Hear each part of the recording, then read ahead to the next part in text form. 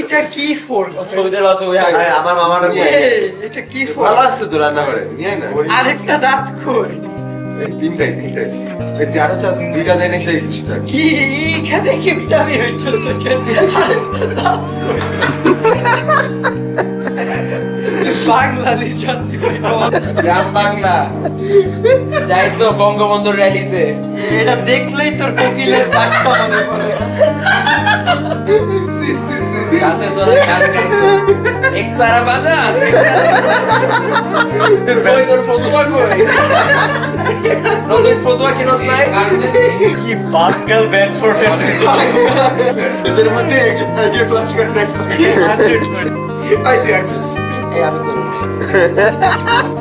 মানে তোরা যদি ভাবো যে আমি হ্যাকছি তাহলে আমি কি বলবো সারা তুই আসছস কেন কাছে